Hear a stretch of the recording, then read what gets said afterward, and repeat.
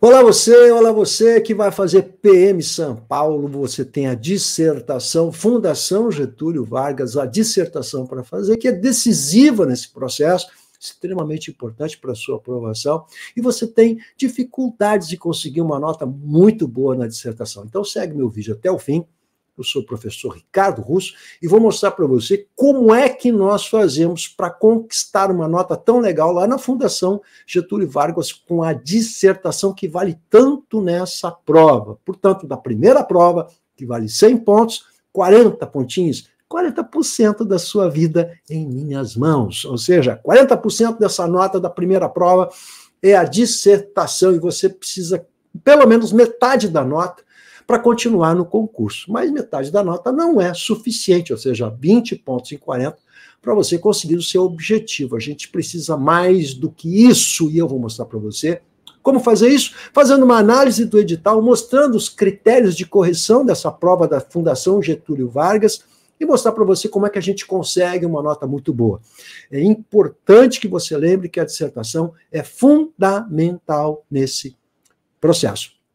E eu vou mostrar para você como é que a gente consegue isso. Eu sou o professor Ricardo Russo, trabalho com produção textual há muitos anos, sou professor de redação, produção textual, formado em letras, jornalista, professor na graduação dos cursos de Direito e Jornalismo, e trabalho com um projeto de redação, com um trabalho exclusivo voltado personalizadamente para trabalhar com as suas dificuldades, com resultados rápidos e imediatos para quem precisa de soluções rápidas. Então, pega aí o meu WhatsApp no final do vídeo, na descrição, que você vai ter o detalhamento de como eu posso ajudar você nessa caminhada aí, para a gente conseguir uma nota tão boa na redação, o que é fundamental. Então, não adianta nada a gente ficar pensando só como é que faz a questão lá da parte física, etc, etc. Muito mais do que isso. A redação é o primeiro grande obstáculo que você vai enfrentar, é o primeiro grande problema que você vai enfrentar. Portanto, e é a dificuldade que a gente encontra, porque é um único momento subjetivo, ou seja, o único momento em que você, nessa prova, não vai marcar cruzinha, vai ter que construir uma ideia, e essa é a grande dificuldade da dissertação de 20 a 30 linhas que são decisivas na sua carreira, na sua vida e no seu futuro. E algo que sempre eu vou bater muito como professor de produção textual e como professor de um modo geral, né, gente, é que conhecimento a gente não perde em investimento. Portanto, investir na dissertação tornou-se algo muito importante, especialmente para quem quer carreira pública na área policial, já que Polícia Federal, as polícias militares, todas essas provas hoje, elas não abrem mão da tal da dissertação argumentativa, que poucos alunos, e isso sim tem sido mostrado para mim, poucos alunos sabem exatamente o que é isso, né? E depois vão entrar com recursos e mais recursos, gastar tempo, dinheiro, e não vão resolver seu problema, né? O mais legal é a gente fazer o investimento em conhecimento, aprender a fazer a dissertação, para, enfim, saber como a coisa funciona. Beleza? Vamos dar uma olhada no edital aqui? Você me acompanha aqui, então? Vamos examinar o edital que foi publicado, para a gente observar o que é exatamente e qual a importância. Então, vamos lá, vamos fazer o caminho todo bonitinho, né? Me acompanha aqui, olha lá, diz assim, a prova objetiva, que é a primeira parte, ela será avaliada de uma escala de 0 a 60. Cada questão vale 1 ponto, sendo considerado habilitado o candidato que obtiver no mínimo metade, ou seja, 50% de rendimento. A gente sabe que para você continuar bem na parada, vai ter que precisar bem mais do que isso, né? Somente serão corrigidas as provas dissertativas, que é a parte 2, dos candidatos que obtiverem esses 30 pontinhos na parte objetiva. Senão, já se descarta. Isso é a nota de corte, para não dar aquele trabalho de você estar corrigindo um monte de redações de candidatos que não são competitivos. Legal? Então, você precisa ter, no mínimo, metade do rendimento da prova objetiva para ter a sua redação corrigida. Muito bem. Sobre a prova dissertativa, que é a parte 2, ela será avaliada numa escala de 0 a 40. Ora, a prova objetiva vale 60 pontos, a prova discursiva, dissertativa, vale 40 pontos, ou seja, 40% de tudo isso. Não é? Aí você vai ver a importância dessa prova. Além do peso, né, gente, sabemos pela experiência também que os candidatos não se preparam convenientemente. Então, que você para ser competitivo, precisa tirar uma nota muito alta nessa prova discursiva, que vale até 40 pontos, beleza? Então, vamos imaginar o seguinte, que você vai precisar de 0 a 40, para você ser competitivo, qual seria a sua meta, né? Você tirar 32, 33 pontos de 0 a 40, ou seja, quem for aprovado vai tirar, no mínimo, 32, 33 pontos nessa prova. Então, é esse o padrão que você tem que ter. Portanto, o que você tem que perguntar aqui para o prof? Prof, o que eu faço para tirar 32, 33 no mínimo nessa nota, nessa prova discursiva? Legal? É essa conta que você tem que fazer, legal? Será considerado habilitado o candidato que obtiver igual ou superior a 20 pontos, na prova discursiva, quer dizer, metade do rendimento. Isso não é parâmetro para quem busca ser aprovado, né? Ou seja, para quem busca ser aprovado tem que ser mais do que 30 pontos, 32, 33 pontos. Legal, 20 pontos ele não vai conseguir muita coisa, legal? Então, nosso objetivo é esse, a gente tem que pensar em objetivos, né? Quais são os critérios dessa prova dissertativa, então? Vamos ver o que diz aqui sobre critérios, o tema. Então, tema, considera-se o texto do candidato, considera-se o texto do candidato atende ao tema proposto. A fuga completa ao tema proposto é motivo suficiente para que a redação seja corrigida, não seja corrigida em qualquer outro de seus aspectos. Quer dizer, tira 0 na redação quem fugir ao tema proposto. Bom, isso, Fundação Getúlio Vargas, né, gente? Tá. Isso não é diferente do que é nos vestibulares, no Enem, qualquer dissertação, seja ela qual for, em vestibular ou concurso público, esse é o grande critério. O primeiro critério é se o aluno interpretou corretamente a proposta. Portanto, a questão discursiva, a redação ou a dissertação, como queiram chamar, ela tem como critério básico, elementar, e não é a Fundação Getúlio Vargas. Qualquer lugar é a mesma coisa. É uma questão de interpretação. Ou seja, o candidato interpretou corretamente o que está sendo proposto. Esse é o primeiro elemento. Portanto, é uma prova, sim, de interpretação. E só aqui, boa parte dos candidatos perdem pontos, porque eles tangenciam o tema, não compreendem exatamente o tema proposto. Ou seja, ou eles tangenciam totalmente, falando de algo que não foi pedido, não é? Porque já estão com uma ideia pré-pronta, ou leram alguma coisa a respeito e querem insistir naquele assunto, ou acertaram parcialmente o tema proposto. Então, é uma questão de interpretação de enunciados, nós estamos falando de interpretação. Legal, isso você precisa treinar, por isso que eu faço um trabalho com vocês individualizado, que eu vou pegar o seu problema e vou verificar como você interpreta temas de redação. Olha como isso é importante, tá? Considera-se 4.1.1.1. Considera-se se o texto do candidato atende ao tema proposto, a fuga completa é motivo para que a redação não seja corrigida. Vamos, já vimos isso, 4.1.2, estrutura. Então, tema e estrutura. Legal, são os critérios. Ó. É um tipo, gênero, tipo, texto e coerência. Considera-se aqui conjuntamente os aspectos referentes ao gênero, ou seja, tipo do texto proposto e a coerência das ideias. O que é o gênero ou tipo? Melhor dito, tipo. Tipo é uma dissertação, subtítulo argumentativa. É diferente da expositiva, porque aqui você vai ser também julgado pela capacidade de argumentar. Isso é muito importante, legal? Por que é diferente da expositiva? Porque na argumentativa, a sua redação vai ser analisada se você argumentou aquelas ideias expostas. Então, se você disser que o governo não é competente para fazer tal coisa, você vai ter que provar que ele não é, por meio de argumentos, que ele não é competente, trazendo, portanto, fatos, não é? Para argumentar. Então, a argumentação é diferente da exposição, que só expõe o problema. A argumentação, você precisa trazer argumentos. Quais os tipos de argumentos e como se argumenta? Isso é que é fundamental, mas você precisa argumentar. Então, tudo que você trouxer terá de ser argumentado. Se você trouxer muitos elementos e não argumentar, você vai perder pontos na argumentação. Portanto, muito, às vezes, é pouco. Muito é menos. Muito é prejudicial. Por quê? Porque se você traz muitas informações, você vai ter que argumentar cada uma delas, né? E você tem 30 linhas para fazer isso. Então, você tem que saber qual é a medida certa da argumentação.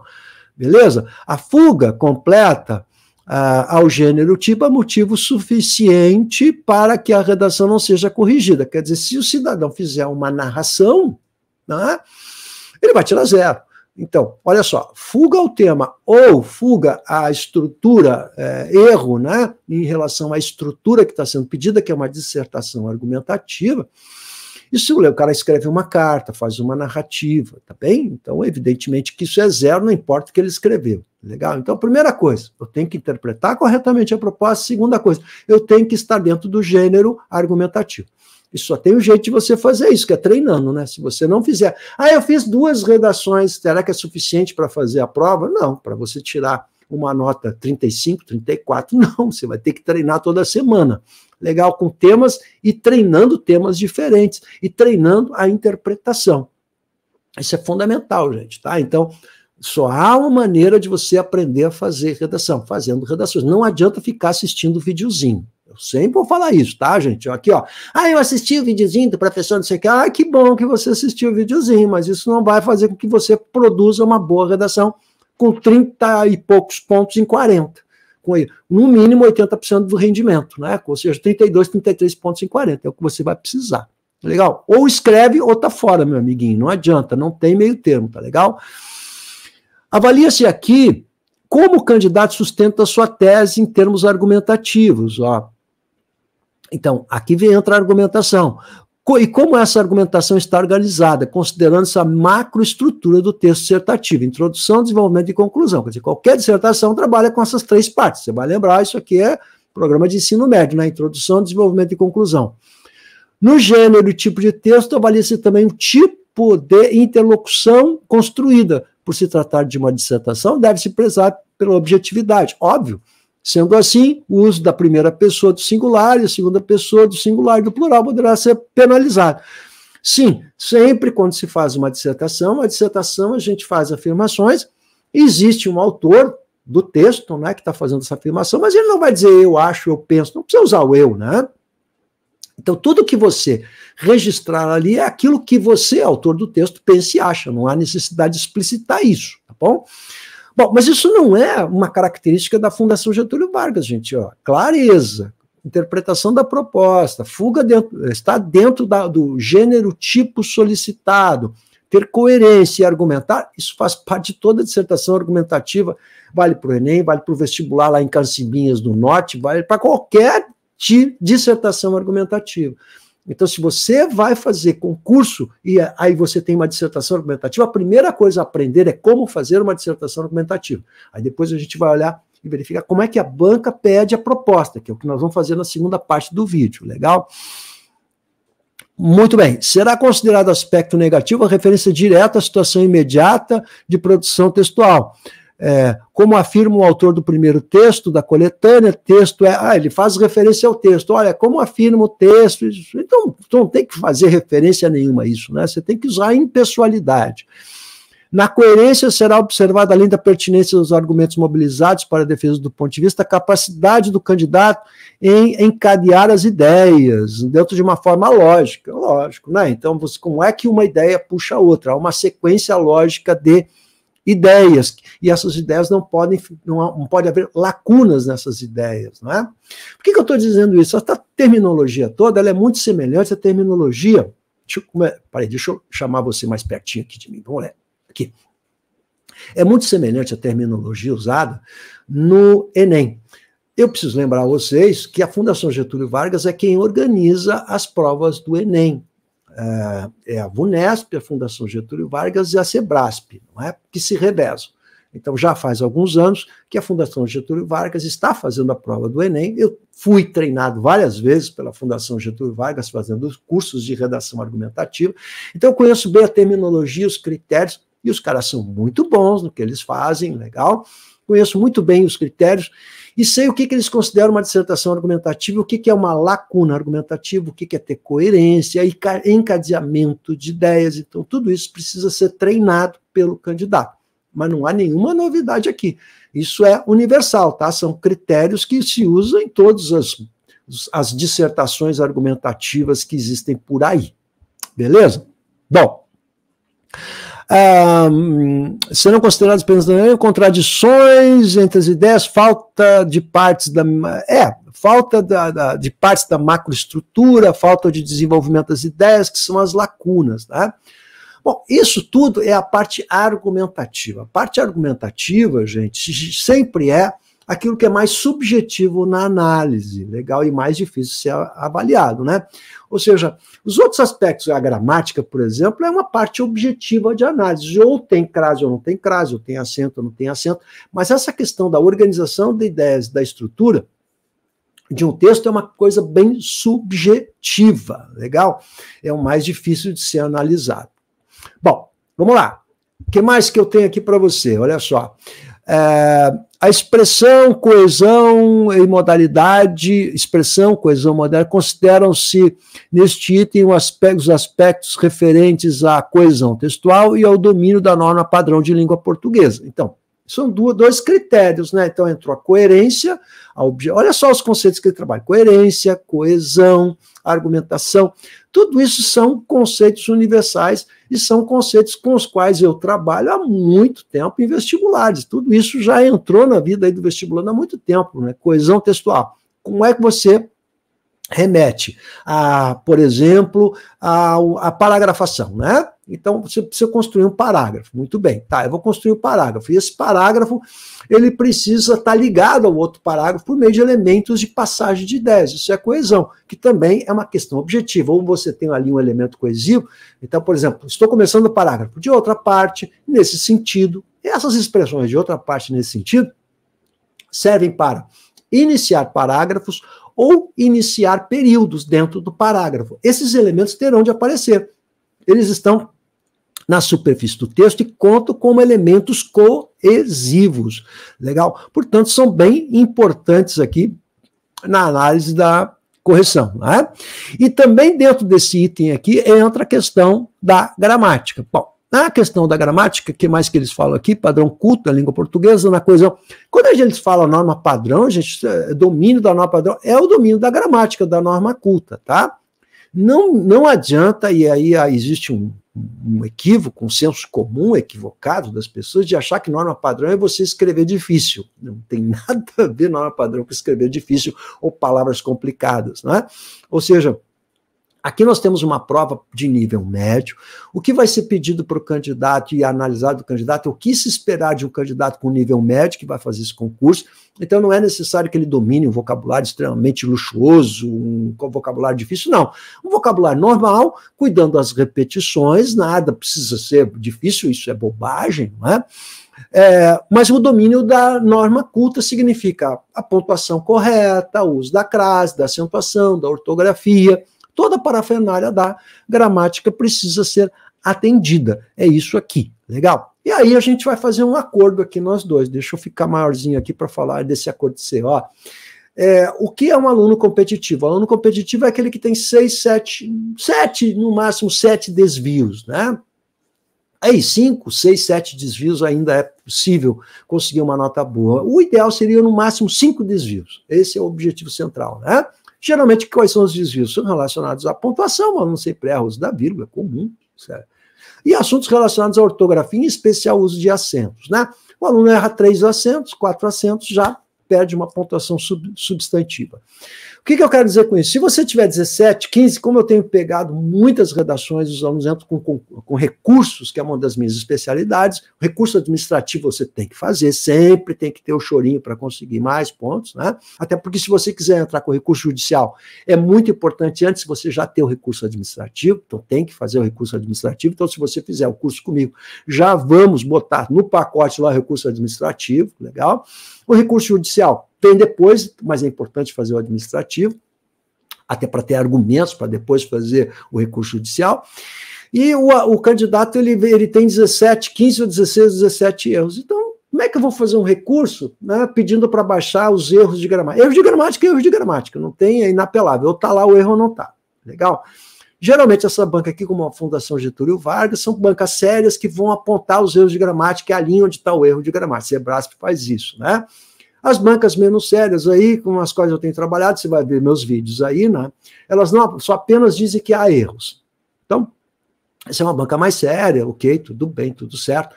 Mas o candidato que tem 17 erros, ele não é um candidato competitivo. Isso tem que ficar entendido aqui entre nós, tá, gente? Então, 5, 6, no máximo 7 erros. Como é que eu faço para ter 7 erros? Escrevendo. Você vai fazer o curso comigo, eu vou apontar quais são os seus erros, nós vamos trabalhar os erros, inclusive vou dar material para ajudar você na prova objetiva também de língua portuguesa, tá? Isso tudo é um pacote para ajudar você aí a essa prova aí tão importante na sua vida, né?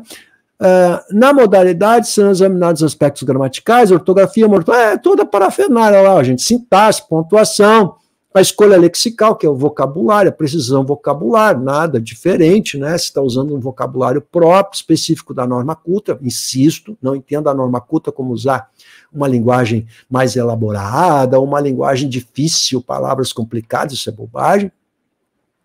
Formalidade e informalidade, quer dizer, você não vai usar palavras informais, não vai usar palavras do dia a dia, coloquiais, que não são aceitas pela norma culta, tá bom?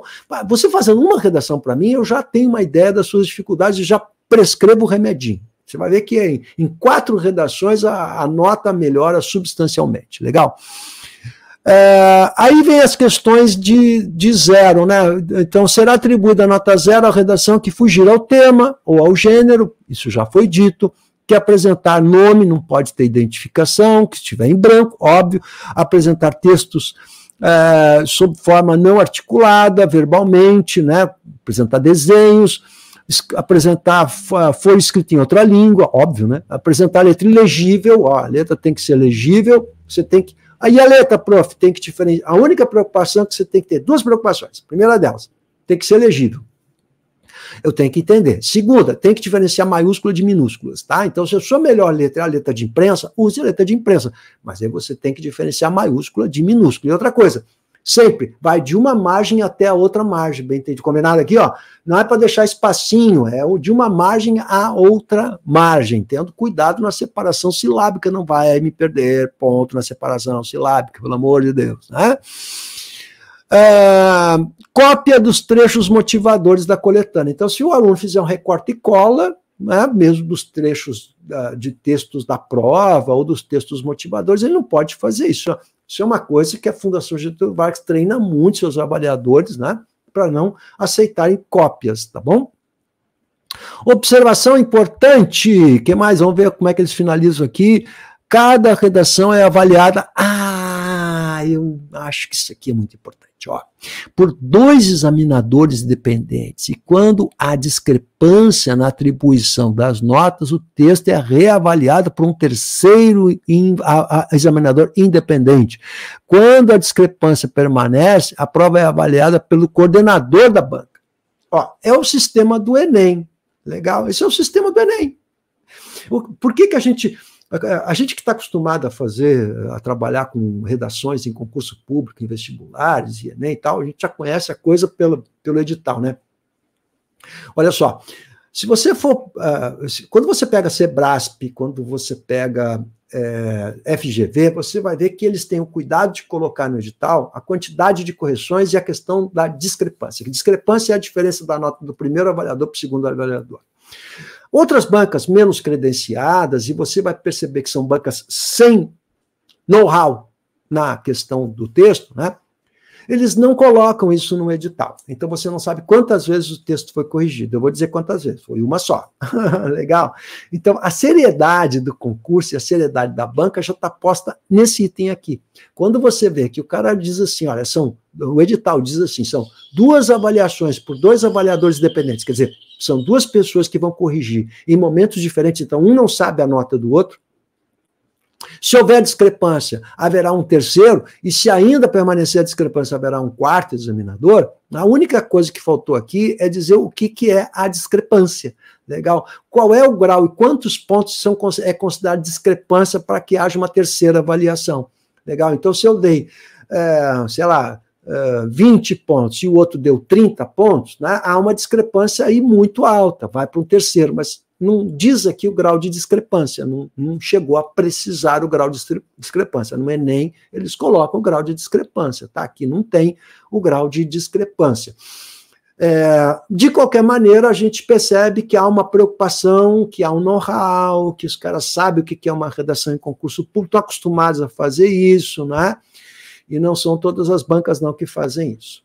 Beleza? Bom, dito isso tudo, vamos agora para a prova de técnico da área judiciária lá no Ceará, essa provinha de alguns anos atrás aqui, que a gente poder examinar essa prova de redação e verificar qual é, agora sim, ó, como é que a Fundação Getúlio Vargas propõe o tema, para que você saiba como interpretar o tema, porque dissertação argumentativa é igual em qualquer uma, né, gente? Qualquer prova, qualquer banca, dissertação argumentativa no Enem é a mesma coisa. O que difere é como é proposto, legal? Então vamos examinar a proposta de redação aqui, ó. Vejamos essa primeira aqui.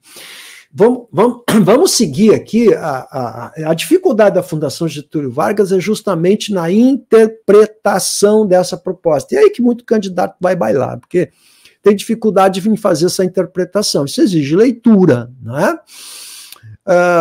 Você deve produzir um texto dissertativo argumentativo sobre o tema abaixo, em língua portuguesa culta, né? Então é norma culta, óbvio, como está no edital, de um mínimo 20 a 30 linhas. Quantas linhas eu tenho que escrever, professor? 28, 29, 30, por aí.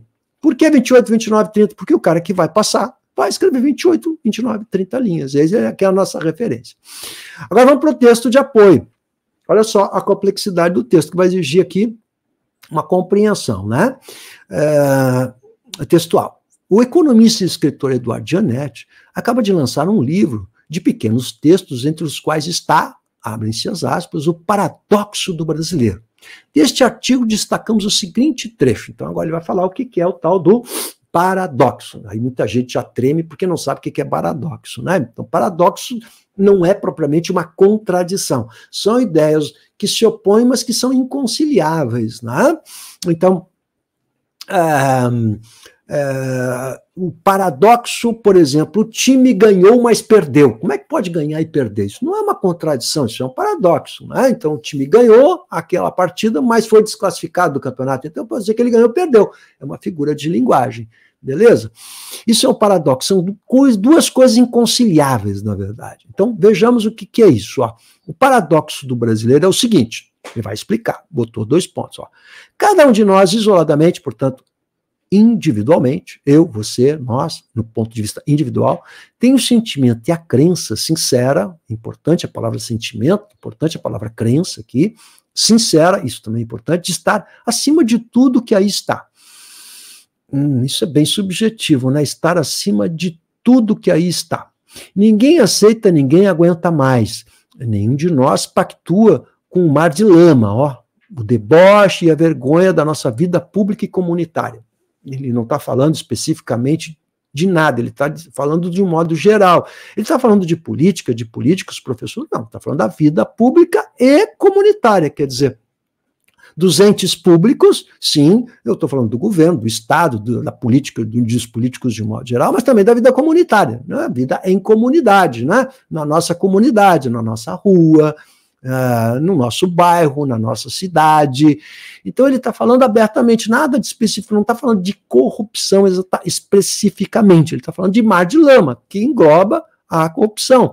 Mas aí você tem deboche, vergonha, então ele está sendo bem amplo. Ele está dizendo que, portanto, nós nos encontramos e nos pensamos acima dessas coisas, não é? E que a gente não aguenta mais determinadas coisas que acontecem em nossa sociedade. Que coisas são essas? Ele não especificou, mas ele está falando em mar de lama, deboche e vergonha.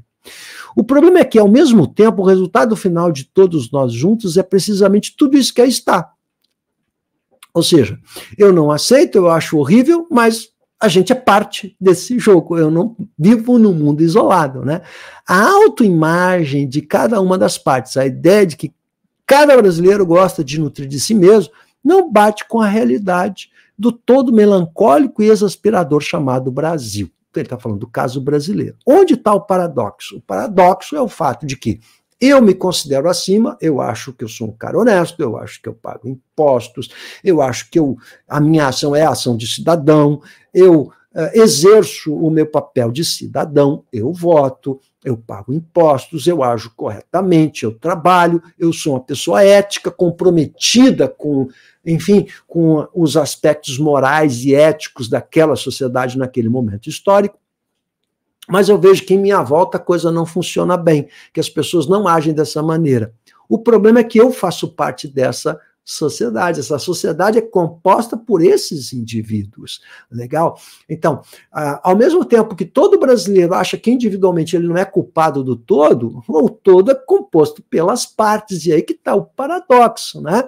Ou seja, a minha cidade, se o meu país, se é um país e uma cidade e uma sociedade que não consegue avançar, eu faço parte dessa sociedade. Esse é o paradoxo, né? Agora vem a pergunta, e eles fazem sempre uma perguntinha, né? Então vamos lá, olha lá. O que fazer para acabar com essa impossibilidade lógica em que se chocam o protesto generalizado de todos e aquilo que somos de nossa vida coletiva? Então, é o individual e o coletivo. Na verdade, ele está perguntando como é que a gente pode, o que a gente pode fazer, está pedindo uma solução. Então, é essa a proposta de redação, para essa impossibilidade lógica, né, da questão do individual e do coletivo. Então, a discussão é o individual e o coletivo. E a resposta é o que a gente pode fazer para resolver isso no Brasil. Né? Então, aí é que entra um tema bem subjetivo, legal, porque não está pedindo para tratar de nada factual, nada relacionado à violência urbana, que seria mais factual. Então, a dificuldade dessa temática é que ela é uma temática abstrata, bem abstrata, né? E que pede para você fazer um exercício, uma análise da questão do individual versus o coletivo. Bom, está aí a dificuldade maior, a meu juízo, para um aluno de ensino médio conseguir fazer uma reflexão sobre isso. Nós estamos falando sobre o individual e o coletivo. Ou seja, individualmente nós nos achamos competentes, individualmente nós nos achamos bons cidadãos, mas o coletivo não funciona. Qual é o problema do coletivo no Brasil? O problema do coletivo no Brasil é que não há o sentido de pertencimento ou de cidadania. Nós não nos sentimos fazendo parte de um todo. Ou seja, o brasileiro ele é ainda muito individualista. Ele acha que está fazendo aquilo e que aquilo basta, mas ele não percebe que ele tem que ter uma participação social. Ou seja, eu preciso participar do coletivo. Eu não posso simplesmente achar que se eu ficar isolado fazendo o meu papel, eu faço tudo. Ou seja, nós vivemos numa sociedade e a minha participação precisa ser coletiva. Eu preciso agir sobre essa sociedade. Eu preciso auxiliar as pessoas e o outro também a agir de maneira coletiva. E aí eu posso dar exemplos, né? Eu não posso imaginar que simplesmente se eu preservar o lixo e se eu reciclar meu lixo, que é uma questão de cidadania, porque eu estou pensando no todo, eu não estou pensando só em mim, né? Eu reciclar o meu lixo, eu estou fazendo a minha parte, mas só isso não basta, eu tenho que também ajudar os outros, de algum modo, a perceber o mundo dessa maneira, que eu preciso fazer algo para preservar o lixo, porque eu estarei preservando o meio ambiente, o futuro do planeta, o futuro das gerações, dos nossos filhos e netos, legal? Eu posso dar um exemplo. Então, isso seria, o exemplo, ele é muito bom porque dá concretude à argumentação. Por isso que a técnica da exemplificação na argumentação é muito pertinente. Então, nós estamos falando, olha só, nós estamos falando de individual, coletivo, sociedade, de cidadania, de participação cidadã, legal? Como solução para essa impossibilidade que é dada na pergunta inicial. Eu estou dando só uma ideia em relação a isso, tá? Mas é um teminha aí bem bonitinho.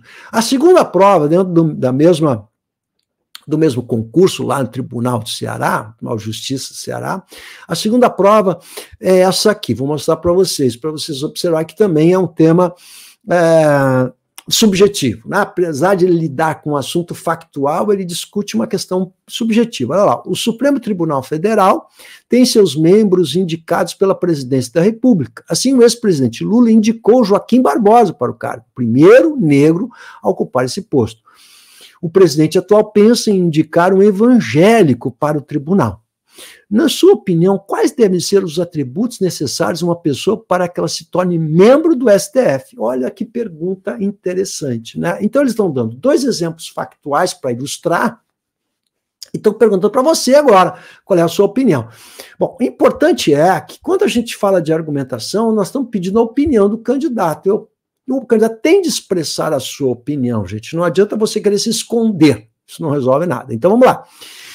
A pergunta é: qual o perfil para que alguém participe ou seja membro do STF? Então, vamos lá. Você vai eleger quais são, então, os critérios para que você tenha um juiz na mais alta corte do Brasil. Então, o que você pode fazer? Você pode, primeiro, num parágrafo, a paragrafação é muito importante. Você tem 2 parágrafos de desenvolvimento, que é o padrão que a gente vai estabelecer. D1, D2, desenvolvimento 1, desenvolvimento 2. Então, a gente pode, num parágrafo, falar da importância do STF para a sociedade, né? A mais alta corte, ela serve como parâmetro.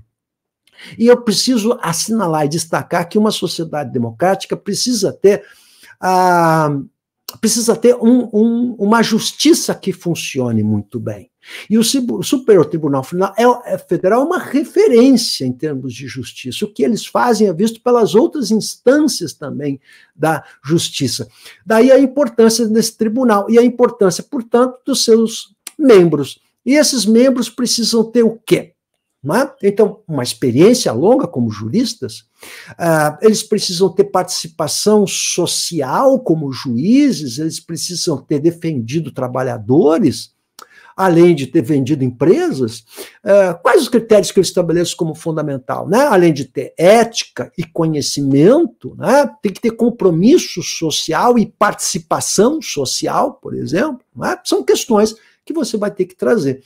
Então, nós vamos discutir a importância da alta corte e quais os atributos que um juiz precisa ter para assumir a alta corte. E aí você vai organizar as ideias, e a organização de ideias e a paragrafação é importante. Então, 4 caixinhas vão ter que se abrir agora aqui, né? Introdução, conclusão e 2 parágrafos de desenvolvimento. O começo de uma dissertação bem feita é a estrutura e o planejamento. Então, como eu vou planejar? Eu vou desenvolver o que no primeiro desenvolvimento? Vamos falar da importância da alta corte. E no segundo, quais os critérios para que um juiz assuma, portanto, dada a importância, a alta corte. Legal? E aí, na introdução, eu tenho que espelhar aquilo que vai ser abordado, 5 linhas, conclusão, mais 5 linhas, e o desenvolvimento, 10, 12 linhas o desenvolvimento. 9, 10, 11, 12 linhas cada parágrafo de desenvolvimento. A introdução não pode ter mais do que 5 linhas, no máximo 6, porque senão você vai estar na introdução desenvolvendo. Uma introdução serve apenas como síntese do que vai ser abordado. Ora, se eu vou abordar, portanto, a importância da alta corte e esses critérios que eu considero importantes, isso tem que aparecer espelhado na introdução. Olha, aí, os atributos fundamentais são esses, dada a importância da alta corte, isso tem de aparecer na introdução. A citação dessas informações, a exposição delas, e não ainda a argumentação. A argumentação se faz nos parágrafos de desenvolvimento, é ali que estarão os argumentos.